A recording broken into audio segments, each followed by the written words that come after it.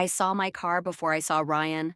My car, the one I'd spent 3 years saving for, gleaming under the streetlights like some kind of prize he'd won instead of borrowed without asking. Again, the flight back from Denver had been delayed 2 hours. My shoulders ached from carrying my laptop bag through 3 terminals, and all I wanted was to collapse into my apartment and sleep for 12 straight hours. Instead, I was standing on the corner of Maple and 5th at 11:30 on a Tuesday night, watching my 22-year-old brother show off my Honda Accord to a cluster of his friends like he was some kind of celebrity. He revved the engine. The sound made something hot and sharp twist in my chest. Jessica stood beside me, her arms crossed, her expression somewhere between disbelief and fury on my behalf. She'd picked me up from the airport and we'd been heading back to my place when I spotted my car, the car that should have been sitting safely in my assigned parking spot, doing donuts in the empty lot next to the old grocery store. "Olivia," Jessica said quietly, "tell me you didn't give him permission." "I didn't give him permission." "Then what the hell is he doing?" I watched Ryan lean out the driver's side window, grinning at his friends, his face lit up with the kind of confidence that came from never having to face real consequences for anything. One of his buddies, Marcus, I thought, though I'd stopped trying to keep track of Ryan's revolving door of friends, laughed and slapped the hood like this was all some kind of game. "Being Ryan," I said. The words tasted bitter. "Being Mom's favorite." Jessica shot me a look. "You need to handle this." "I know." But I didn't move. Not yet. Because handling Ryan meant handling Mom, and handling Mom meant walking straight into a conversation I'd been avoiding for 28 years. A conversation about favoritism and fairness and the fact that everything I'd ever worked for seemed to become community property the second Ryan decided he wanted it. When I was 16, I'd saved up for 6 months to buy a guitar. I'd wanted to learn, wanted something that was just mine. 3 weeks after I brought it home, Ryan asked if he could try it. Mom said yes before I could say no. He broke 2 strings and left it under his bed for a year. When I finally got it back, I'd lost interest. When I was 20, I'd bought my first laptop with money from my summer internship. Ryan borrowed it to write a paper. He downloaded something that corrupted the hard drive. Mom said it was an accident, that I should be more understanding, that family helps family. When I was 25, I'd saved enough for a security deposit on my own apartment. Ryan had been going through what Mom called a rough patch, which meant he'd quit another job and needed a place to crash. Mom suggested I let him stay with me for a few months. Those few months turned into 8. He ate my food, used my Netflix account, invited friends over at 2 in the morning, and never once offered to help with rent. When I finally told him he needed to leave, Mom called me selfish. 3 years later, here we were. Same pattern, different possession. Ryan pulled the car to a stop in front of his friends, jumped out, and left the driver's side door hanging open. The engine was still running. He gestured dramatically at the interior like he was showing off a Ferrari instead of a used Honda with 130,000 miles on it. "Check out the sound system," he was saying. "I'm thinking about upgrading the speakers, maybe getting some custom rims." My sound system. My potential custom rims. On my car, that I'd purchased with my salary from my job at a consulting firm where I worked 60-hour weeks and sometimes forgot to eat lunch. Jessica touched my arm. "Liv, seriously, this is ridiculous." She was right. It was ridiculous. But it was also so predictable that part of me almost wanted to laugh. Of course, Ryan had taken my car. Of course, Mom had probably handed him the keys. Of course, I was expected to just accept it because family helps family and I should be more understanding. And why was I always making such a big deal out of everything? Except this time, I'd had enough. I started walking toward the lot. Jessica fell into step beside me, her heels clicking against the pavement in a rhythm that sounded like punctuation marks at the end of a sentence I was finally ready to finish. Ryan didn't see me coming.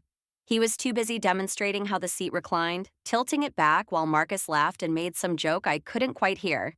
The other 2 friends, both guys I vaguely recognized from Mom's house, were leaning against the passenger side, nodding along like Ryan was delivering a TED Talk on automotive excellence. "Ryan!" My voice cut through the night air like a blade. Ryan's head snapped up. And for half a second, I saw genuine surprise on his face. Then it morphed into that familiar expression of casual dismissal, the one that said he'd already decided this wasn't going to be a real problem. Hey, Liv, you're back early.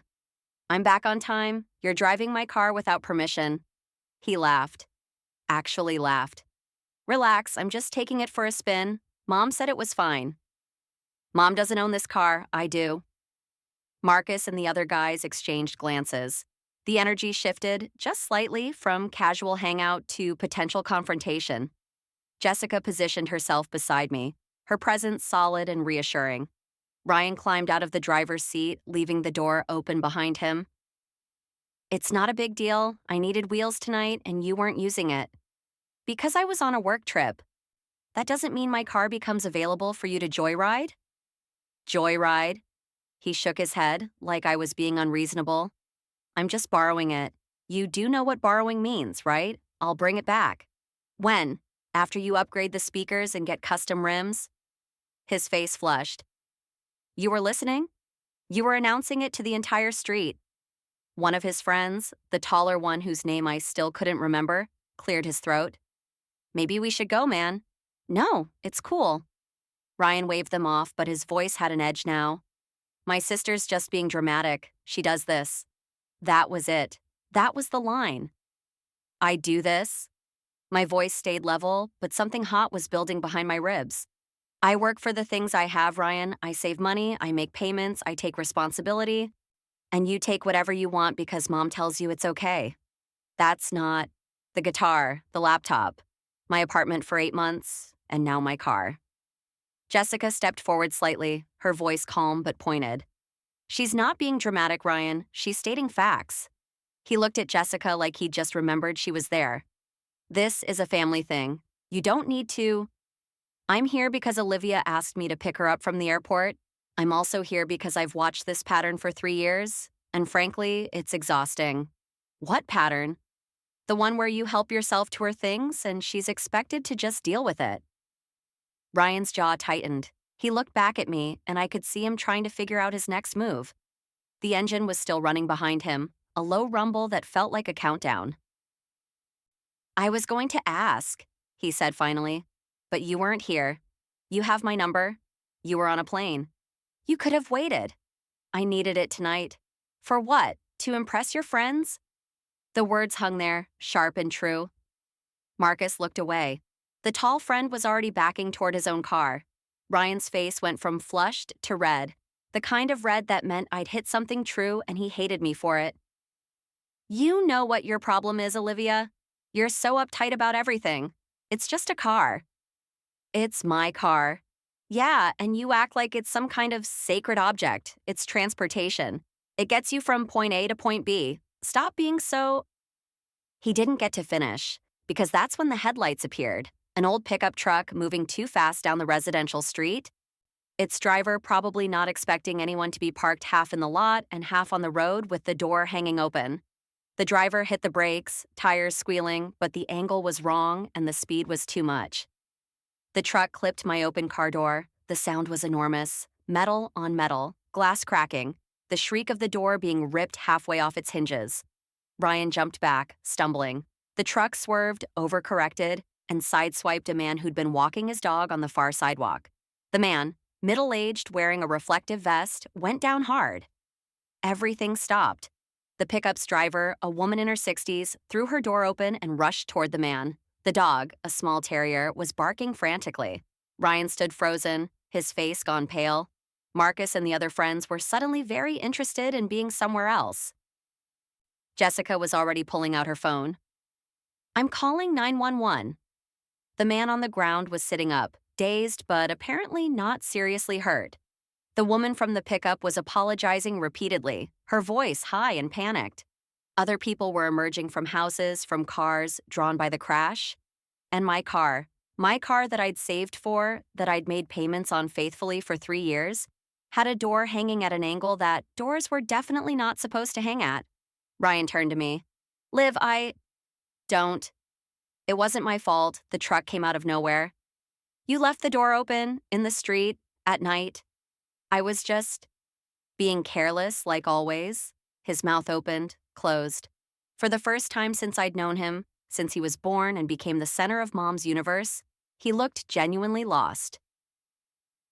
Jessica was talking to the dispatcher, giving the address, confirming that someone was hurt but mobile.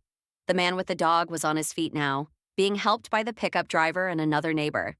Police sirens wailed in the distance, getting closer. And that's when I saw Mom's car pulling up to the curb.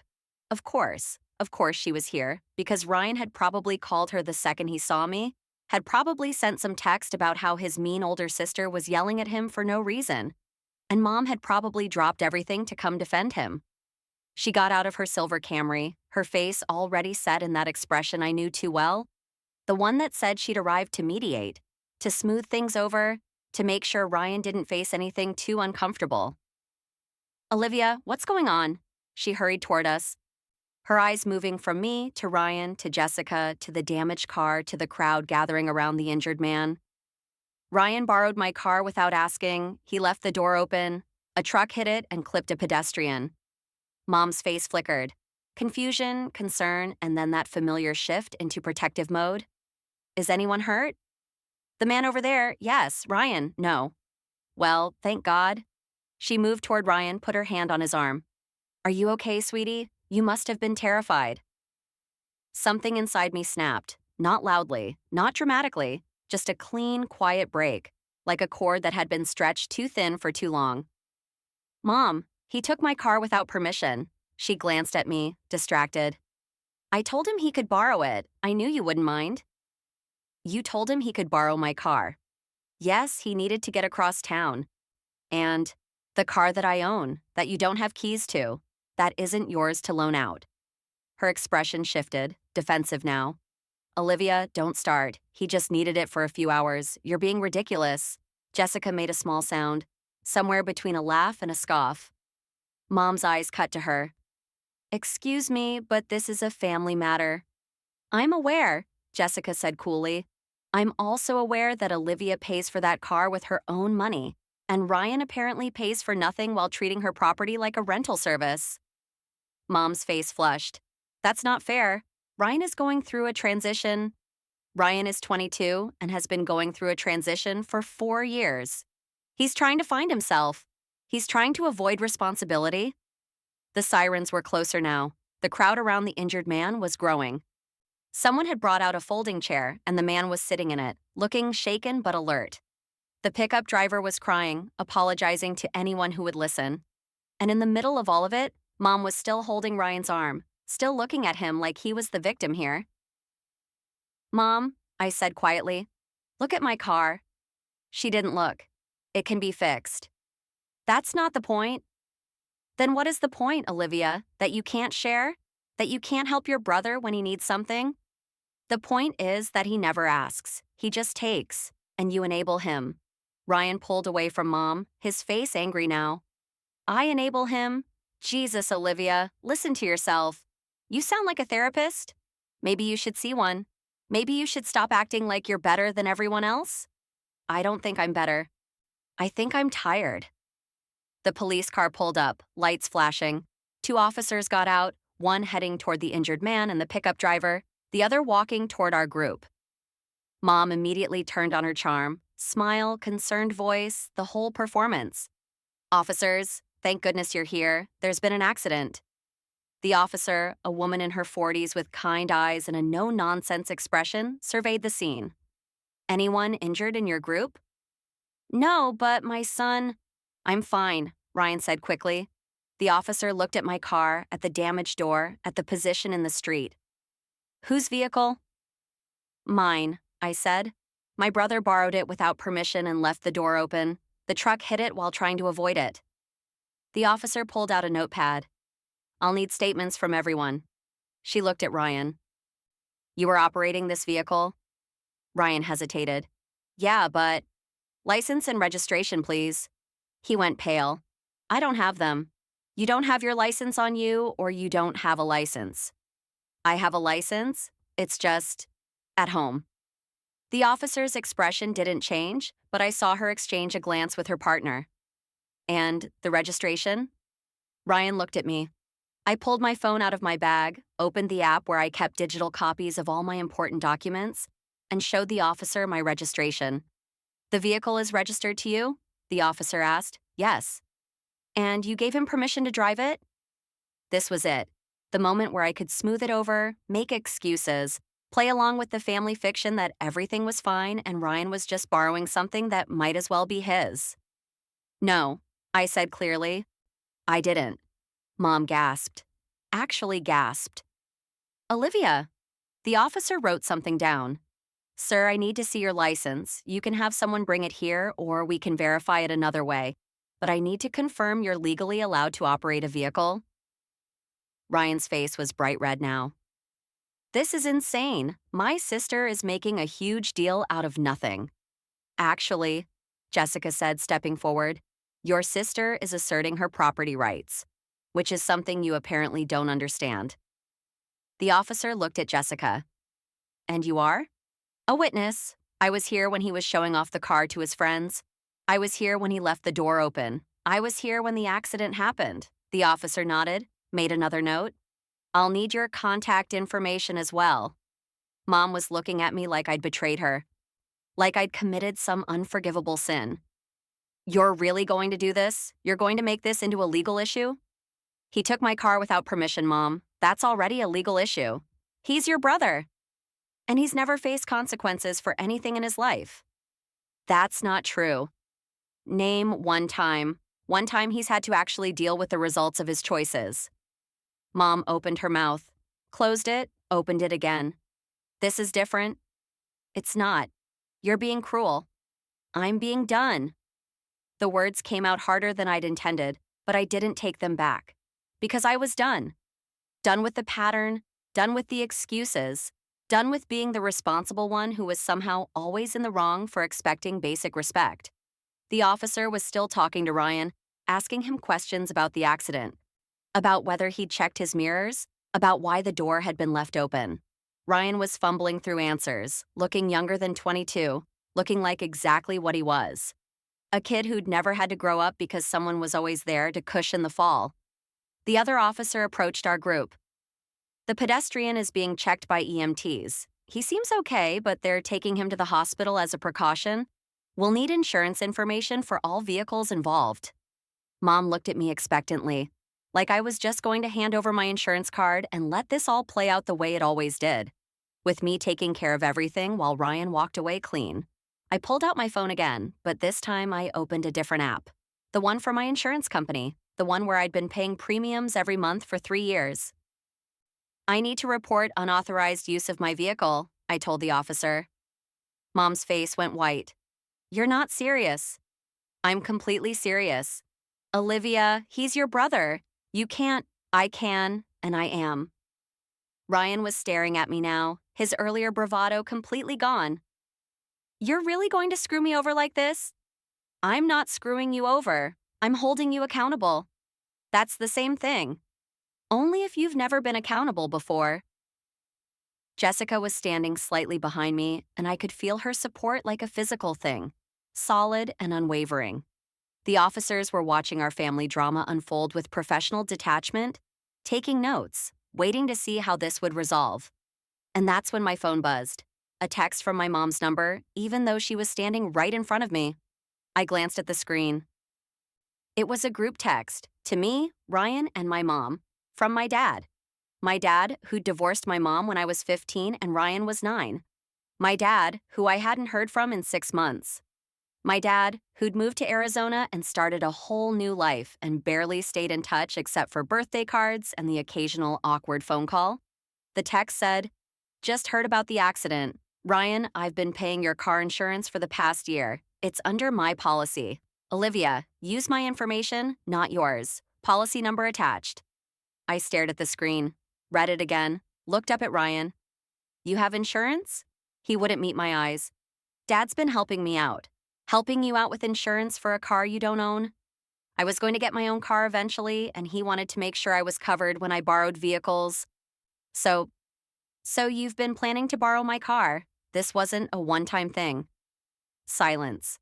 Mom was looking between me and Ryan, her expression caught between confusion and damage control. I didn't know about this. Of course you didn't, Jessica muttered. The officer cleared her throat. If the driver has valid insurance, we'll need that information for the report. I forwarded Dad's text to the officer, watched her write down the policy number, watched the whole situation shift in real time. Because now Ryan wasn't some reckless kid who'd taken his sister's car on a whim.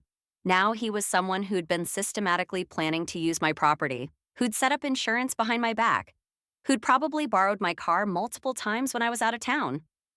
The thought made my stomach turn. How many times? I asked. Ryan shifted his weight. What? How many times have you taken my car? Tonight was... Don't lie to me, Ryan. We're way past that. He looked at Mom. Mom looked at the ground. And I knew. Oh my God, you've been doing this for months. It's not like you need it all the time. It's mine. You're never around. You're always working or traveling or paying for the car you've been stealing. The word hung there. Stealing. I'd never used it before, had never let myself frame it that way. But that's what it was. Repeated, systematic theft of my property, enabled by my mother and funded by my absent father. Mom finally found her voice. That's a strong word, Olivia. It's the correct word. Family doesn't steal from family. Then what do you call this? She didn't have an answer. Or maybe she did, and she just couldn't say it out loud. Maybe she couldn't admit that she'd raised one child to be independent and responsible, and another to be dependent and entitled.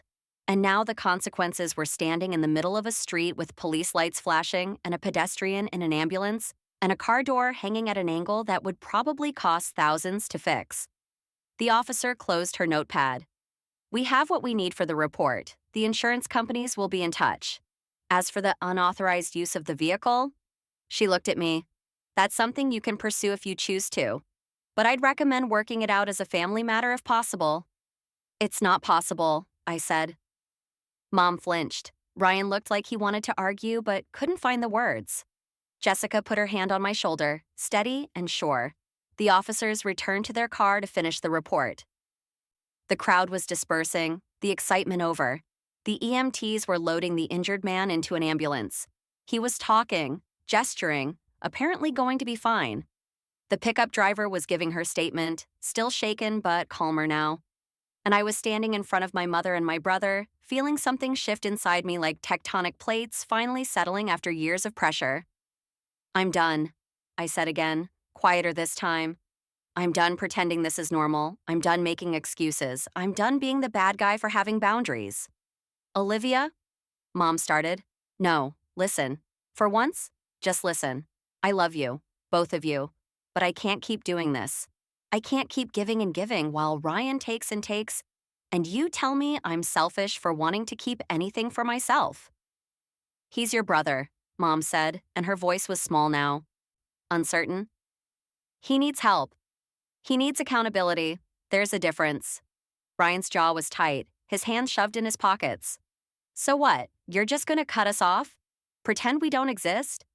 No, I'm going to set boundaries. And if you can't respect them, then yeah, maybe I am going to cut you off. That's not fair. Neither is stealing my car. He didn't have a response to that. Neither did Mom. They just stood there, looking lost and young and like they were finally understanding that something had changed, that I'd changed, that the pattern we'd been following for 28 years had just broken, clean and final. Jessica squeezed my shoulder. Come on, let's go. My car is not drivable. We'll have it towed tomorrow. Right now, you need to get out of here. She was right. The police were finishing up. The ambulance was pulling away. My car was sitting there like a testament to everything that had just happened, its door still hanging at that terrible angle. I looked at Ryan one more time. The keys. He pulled them out of his pocket slowly, held them out. I took them, felt their weight in my palm. I'll have the car towed to my mechanic tomorrow. I'll handle the insurance claim, and you're not driving anything of mine ever again. Olivia, Mom said, and there were tears in her eyes now. Please, he's sorry. He didn't mean for this to happen. He never means for anything to happen. That's the problem. I turned and walked away. Jessica walked beside me, her heels clicking on the pavement in that same decisive rhythm. We got into her car, the one she'd driven to pick me up from the airport. The one that was where it was supposed to be because Jessica was a responsible adult who didn't take things that didn't belong to her. As we pulled away from the curb, I looked back one time. Ryan and Mom were still standing there, small figures under the streetlights watching us go.